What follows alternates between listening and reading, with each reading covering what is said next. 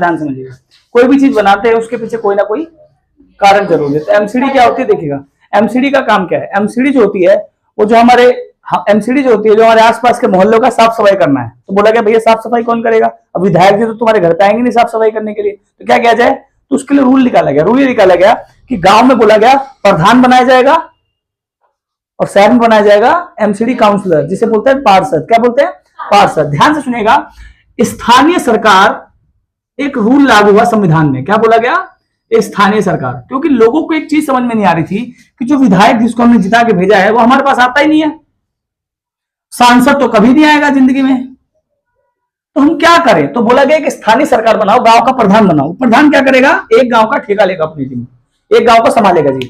और निगम पार्षद क्या करेगा, किसी एक शहर के किसी 2-3 गली को संभालेगा जी। इससे क्या होगा, जो हमारे सबसे पास की सरकार बन जाएगी।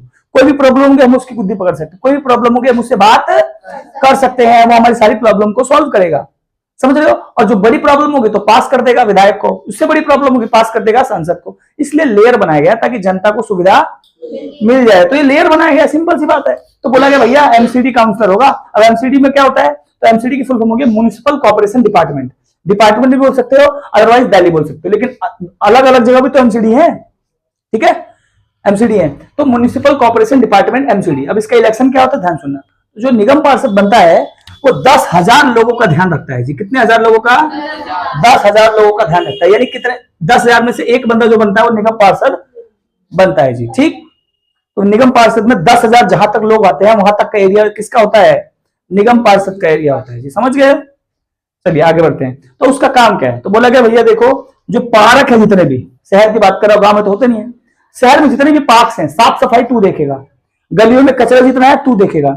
लाइट का क्या काम है, लाइट में जो रोशनी हर जगह मिलनी चाहिए, स्कूल के बाहर, गेट के बाहर, गली के बाहर, हर जगह लाइट मिलनी चाहिए आपको। क्लीनिंग, साफ सफाई, आपको मैंने अभी बताया। मार्केट में कहां पार्किंग होनी है, कहां नहीं होनी, कहां गाड़ी खड़ी होगी, कहां भीड़ लग रही है, कहां, इसको कंट्रोल कौन करेगा, यानी छोटी मोटी चीजें। उसके बाद जो सबसे बड़ी चीज है वो एमसीडी का स्कूल। एमसीडी का स्कूल जो 1 से लेकर 5 तक के पढ़ाते हैं ना, उसका हेड भी यही है। एमसीडी स्कूल का जो हेड होता है वो यही है। ध्यान, मैंने बताया था आपको 3 प्रकार के स्कूल होते हैं, एक एमसीडी के स्कूल होते हैं, और एक स्टेट का स्कूल होता है जो आपका स्कूल जो आप पढ़ते हो राजकीय विद्यालय, और एक होता है केंद्रीय विद्यालय।